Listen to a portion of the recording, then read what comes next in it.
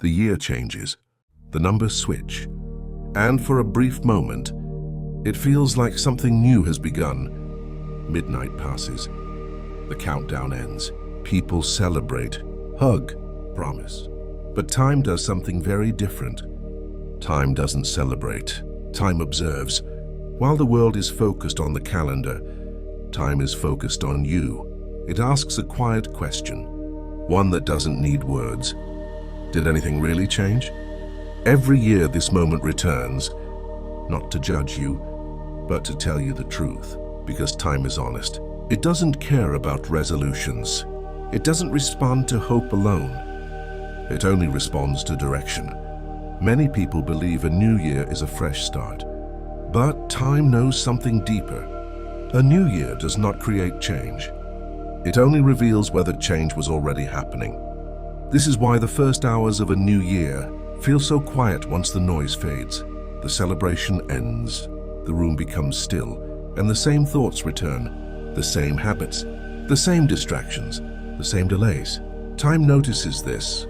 It notices how often we confuse movement with progress, how often we assume that because days pass, something inside us is moving forward. But time does not measure your life by years. It measures it by awareness, by the moments you noticed what mattered, and the moments you postponed it. This is why the turning of a year feels significant, not because it changes your life, but because it exposes it. And this truth has been spoken long before calendars existed. Jesus never spoke about New Year's. He spoke about readiness, about watching, about being awake, because time does not wait for transformation. It waits for honesty, the honesty to admit whether we are becoming who we claim we want to be. As 2026 begins, time is not asking you to be perfect. It is asking something simpler and far more difficult. Are you paying attention? Because if nothing changes in your awareness, the year will pass exactly as the last one did. Different dates, same direction, and time will keep watching. Every new year begins with the same sentence. This year will be different. It sounds hopeful. It sounds strong. It feels like change. But most of the time, it's not a decision. It's a delay. The biggest lie of a new year is not spoken by the world. It is spoken quietly to ourselves. We tell ourselves that time will do what intention never did, that a new calendar will fix what honesty avoided. But nothing changes simply because a year changes. Habits don't disappear at midnight. Priorities don't reorder themselves. Awareness doesn't arrive automatically. And deep down we know this. That's why the excitement fades so quickly. The first week passes, then the second, and slowly the same patterns return, not because people are weak, but because comfort is persuasive. Delay feels harmless. It sounds reasonable. Not now. Later, when life slows down. But delay has a hidden cost. It slowly trains the heart to ignore its own convictions. This is why Jesus spoke so often about readiness, not because people were evil, but because they were distracted. Jesus warned that postponement is dangerous, not because time runs out suddenly, but because awareness fades quietly. The more we say later, the easier it becomes to stop listening, and eventually, later becomes never. The lie of the new year is comforting. It removes urgency. It replaces action with optimism. But optimism without movement is just another form of avoidance. A new year does not ask for promises. It asks a harder question. What are you willing to stop delaying? Because change doesn't begin with motivation. It begins with honesty, with recognizing where you've been saying, "This will change someday," instead of, "This must change now." The truth is uncomfortable, but freeing. Nothing outside of you is holding you back. Not the year, not the timing, not the moment. Only the story you keep repeating. And the moment you stop believing that lie, something shifts, not around you, but within you. There is a moment no one talks about. Not midnight, not the countdown, not the celebration. The moment after, when the music stops, the messages slow down. The room becomes quiet again. Fireworks fade into smoke, laughter echoes, and disappears. And suddenly, you are alone with your thoughts. This is the moment that reveals everything, because celebration is loud, but reality is silent. During the noise, it's easy to believe that something has changed, but silence has a way of telling the truth. In silence, the same thoughts return, the same worries, the same unresolved questions. The excitement promised transformation, but silence asks something deeper. What actually changed inside you? This is why the first hours of a new year often feel strangely heavy. Not because something is wrong, but because nothing is hiding anymore. The world goes to sleep, and the mind wakes up. And in that quiet space, you begin to notice what you tried not to see. The things postponed, the habits repeated, the calling ignored. This quiet moment is uncomfortable, but it is honest. It doesn't accuse you. It doesn't shame you. It simply reflects you. That is why so many people avoid silence. They fill it with noise, screens, plans, promises. But silence is not the enemy. It is the messenger. Jesus often withdrew into silence, not to escape life, but to face it clearly, because silence removes illusions.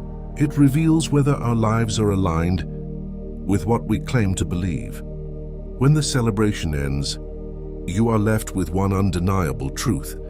The year did not change you. It only gave you space to see yourself more clearly.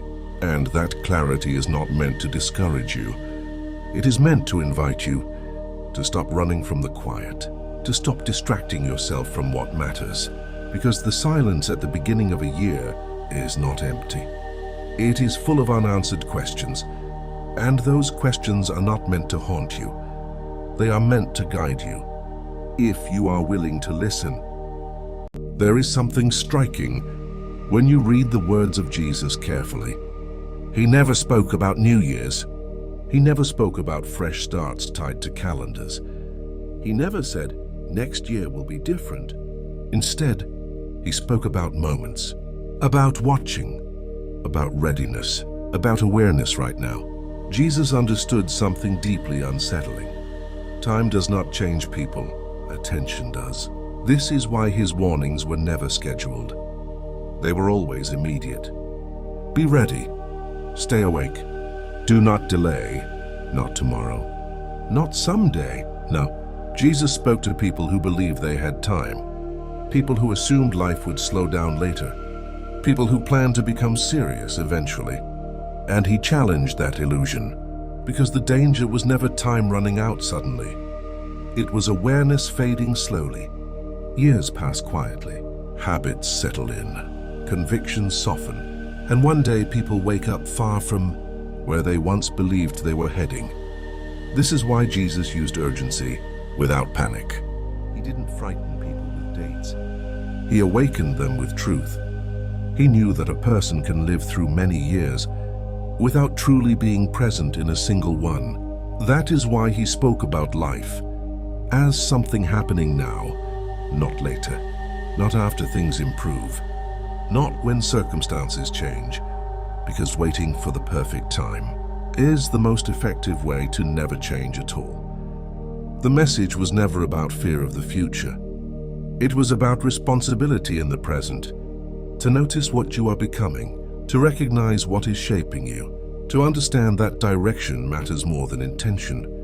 As 2026 begins, this is the question Jesus' words quietly ask. Are you awake to your own life? Not your plans, not your resolutions, your actual direction, because years don't move people forward. Moments do. And the most important moment is always the one you are standing in. Every year gives the same gift, time, and every year takes something in return.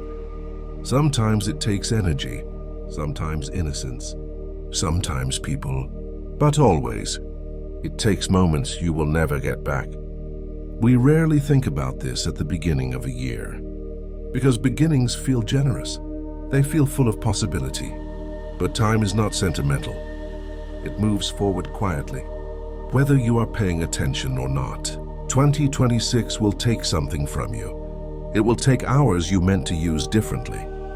Days you assumed would repeat. Moments you believed you could revisit later. This is not pessimism, it is honesty. Because time does not ask what you intended to do. It only records what you actually did. Many people live as if time is neutral, as if it simply passes without consequence. But time shapes you. It reinforces what you repeat. It strengthens what you tolerate. It quietly turns direction into destiny. This is why Jesus spoke about loss and gain in ways that startled people. He reminded them that a life can look full, while slowly emptying of what matters most. That a person can gain the world and still lose themselves. Not suddenly, but gradually, one unexamined day at a time. The danger is not that 2026 will be hard. The danger is that it will be comfortable. Comfort makes time invisible. It makes days blend together. It makes urgency feel unnecessary. It convinces you that nothing important is being lost, until you look back and realize the cost was paid. Without your awareness, this is why the beginning of a year matters. Not because it changes time, but because it reveals how you relate to it. 2026 will take something from you. The only question is this: will it take what you never noticed, or what you intentionally offered for something greater? Because time will take either way. Awareness decides the difference. At some point, every year becomes a memory, not because it ended, but because it passed unnoticed. 2026 will do the same, unless you enter it differently, not louder, not with bigger promises, but with awareness. The truth is simple, even if it feels uncomfortable. A year does not decide who you become. You do, moment by moment, choice by choice, direction by direction. This is why Jesus never asked people to control time. He asked them to stay awake within it, to notice where they were going. Before distance made it difficult to return, you don't enter 2026 all at once. You enter it the same way you enter every year, with the habits you keep, the thoughts you repeat, the priorities you protect. And that is why this moment matters. Not because it is dramatic, but because it is quiet. Quiet moments are where direction is chosen. No one else can choose it for you. Not the calendar, not circumstances, not even intention alone. Only awareness turns intention into movement. If you enter this year awake, even small steps matter. Even unnoticed choices matter. Because over time, direction always becomes destination. You are not late, but you are not early either. You are exactly where you need to be, to choose consciously. So enter 2026 gently, honestly, awake, not trying to become someone new overnight, but refusing to drift another year without meaning. Because the way you enter this year will quietly shape the way you leave it. And that choice begins now.